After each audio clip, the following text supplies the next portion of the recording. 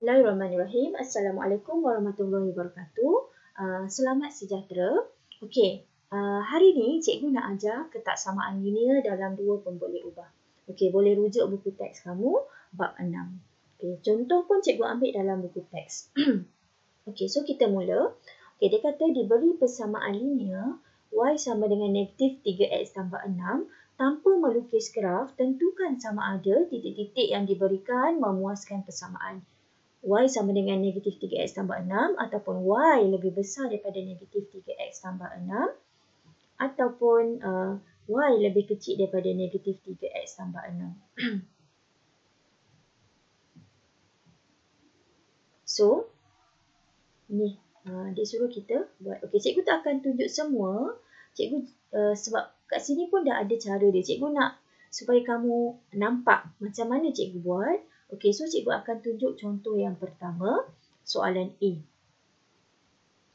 Okey, persamaan kita ialah, okey sekejap titiknya ialah 25. Persamaan kita ialah Y sama dengan negatif 3X tambah 6.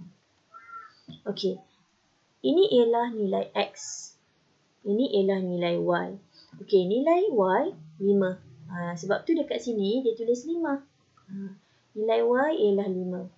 So, apabila kita masukkan nilai X sama dengan 2 ni, dekat dalam persamaan ni, apa akan jadi pada nilai Y yang baru di sebelah kanan ialah Y sama dengan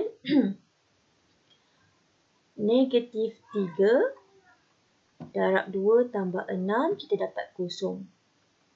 Okey, jadi kita bandingkan dengan nilai Y yang asal. Kita bandingkan dengan nilai Y yang asal 5 ni. Okey, jadi 5 dengan kosong, kalau kita bandingkan, 5 lebih besar daripada kosong. Jadi, kalau 5 lebih besar daripada kosong, okey, persamaan ini memuaskan Y lebih besar dari negatif 3X tambah 6. Okey. Okey, kalaulah soalan ini ditukar, dia kata adakah persamaan ini memuaskan Y lebih kecil daripada negatif 3X tambah 6. So, dia tidak memuaskanlah. Dia memuaskan Y lebih besar daripada negatif 3X tambah 6. Okey, seterusnya, cikgu nak ajar kamu. Okey, seterusnya, cikgu nak ajar kamu berkaitan dengan simbol. Sekejap, Okey, cikgu nak ajar kamu berkaitan dengan simbol-simbol ketaksamaan. Okey, kalau kamu tengok ini. Okey, apa beza yang atas ni dengan yang bawah? Apa beza yang atas ni dengan yang bawah? Okey, beza dia ialah ada tanda sama dengan tiada tanda sama dengan. Okey, kalau awak tengok, okey. Jadi bagaimana kita nak lukis garisan? Okey, bagi yang ada tanda, tiada tanda sama dengan, lukisan kita akan lukis melibatkan ada garisan putus-putus. Ada garisan putus-putus. Okey, garisan yang kita buat, bagi yang tiada tanda sama dengan, dia adalah garisan putus-putus.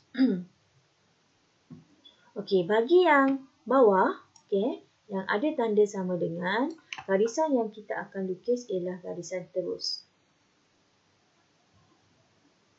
Okey, sekejap lagi kamu akan faham apa yang cikgu maksudkan.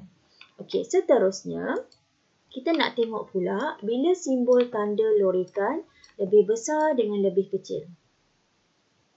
Okey, semua cikgu guna ada tanda sama dengan.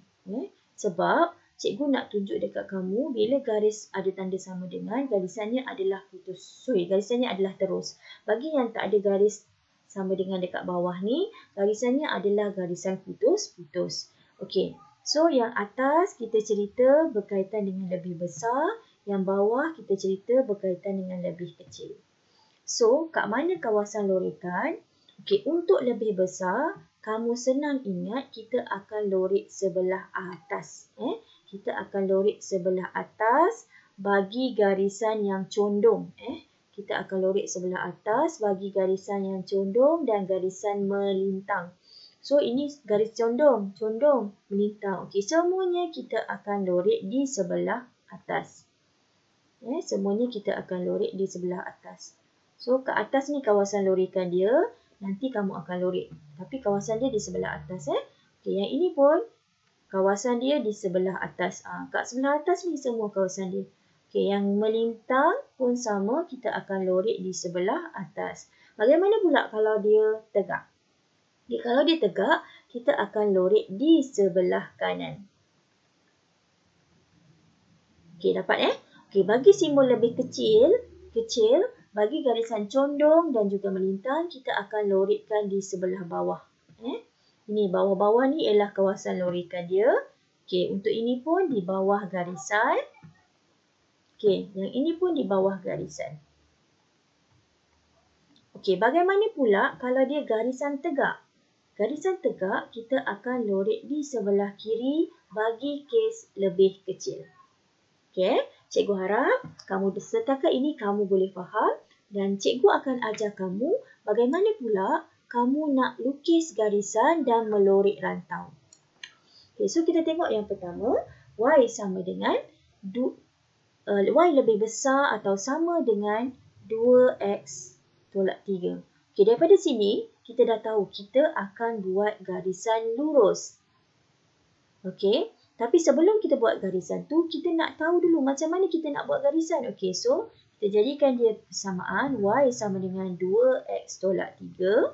Okey, kita cari nilai untuk 2 titik. Yang ini kamu boleh pilih kamu nak nilai apa. X, Y, contoh cikgu nak letak kat sini kosong, kat sini cikgu letak 2. So tempat X kita akan gantikan dengan kosong. Okay, so Y sama dengan 2 darab kosong tolak 3. Nilai ni boleh pilih boleh pilih apa-apa saja nilai. Okay, so ini dapat negatif 3. Okay, so cikgu tulis kat sini negatif 3. Ini kamu dah belajar semasa kamu menengah rendah. Okay, cikgu ganti pula Y sama dengan X tu dengan 2. Okey, cikgu dapat jawapan 4 tolak 3, 1. Okey, so kita akan plot. Okey, so plot dekat sini kosong negatif 3. Okey, 2, 1. Jadi, kita akan buat garisan. Ingat semula, garisan yang kita akan buat ialah garisan terus. Kenapa kita buat garisan terus? Sebab kat sini tandanya ialah lebih besar dan sama. Ada tanda sama dekat bawah. Okey. Sekejap Saya pusingkan pembaris ni dulu. Oh, sorry.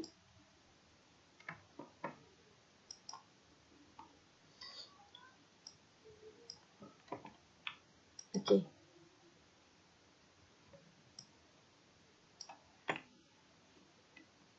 Okey, cikgu akan buat garisan. Tadi garisan apa? Okey, garisan terus.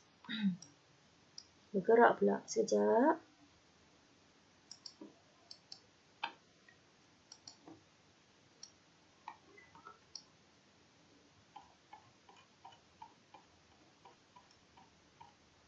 Okey. Ambil masa sikit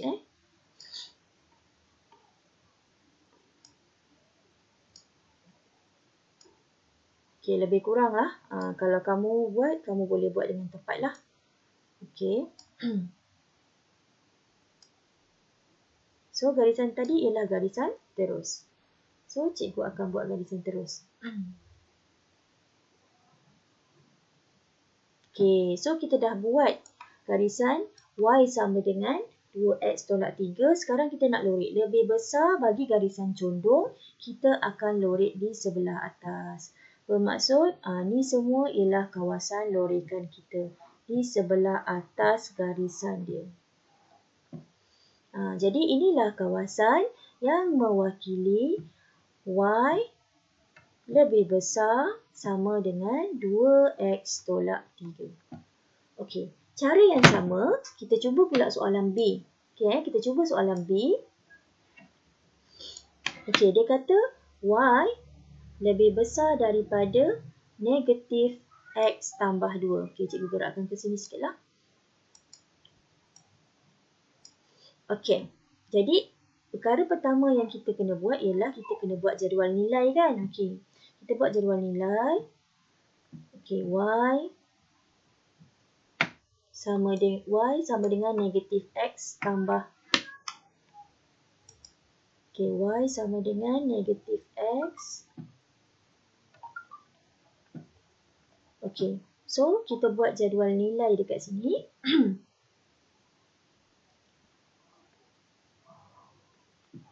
Okey, X dengan Y.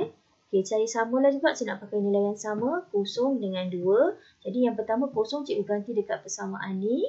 So, Y sama dengan negatif 0 tambah 2 dapat 2. Okey, yang kedua kamu gantikan 2 dekat sini. Kamu akan dapat 0. Kalau kamu kira sendirilah. Okey, so sekarang saya akan plotkan 0, 2, 2, 0. Okey. Kemudian kita akan bina garisan.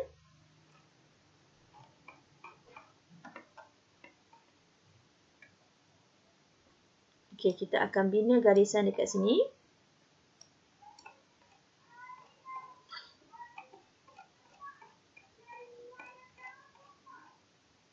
Sekejap, sorry.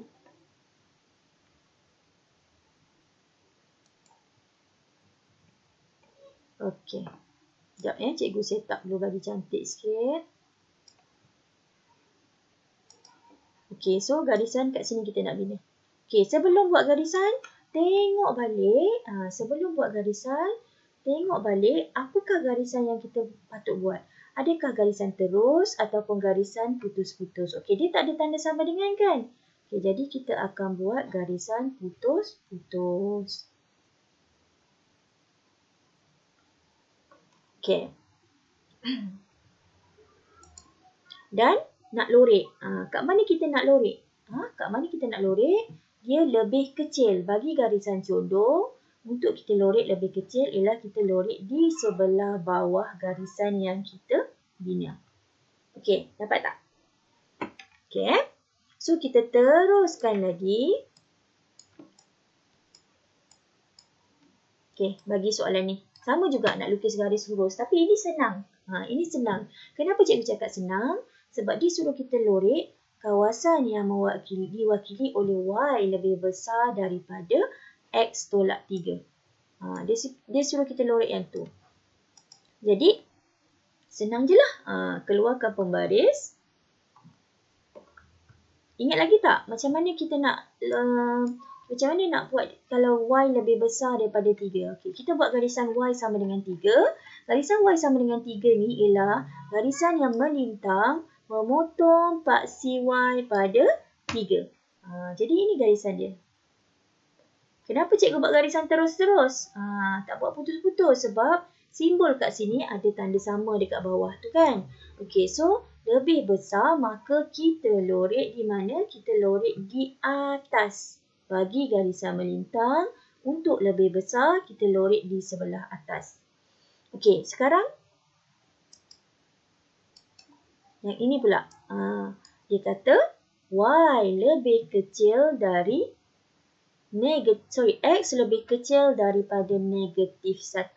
Okey, bagaimana pula kalau X negatif 1, kita kena binalah garisan X lebih kecil, X sama dengan negatif 1.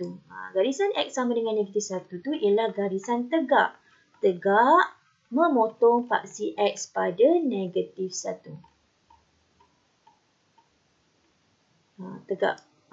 Negatif 1 ni terus buat satu garisan tapi dekat sini kena hati-hati sebab di sini dia adalah lebih kecil, tak ada tanda sama kan? Bermaksud garisan yang kita bina ialah garisan putus-putus. Okey, jadi cikgu bina garisan putus-putus. Putus-putus. Okey, kemudian nak lorek. Kemudian nak lorek. Kat mana nak lorek? Lorekan dia adalah di sebelah kiri sebab dia lebih kecil dan garisan dia ialah garisan tegak mencancang. So, kita akan lorek di sebelah kiri. Okey, so cikgu harap pelajar dekat rumah boleh faham apa yang cikgu ceritakan. Simple saja. Yang pertama, kalau kita nak tahu satu titik tu mewakili diwakili oleh ketaksamaan. Maksudnya kita just ganti nilai X dan kita bandingkan dengan nilai Y dia.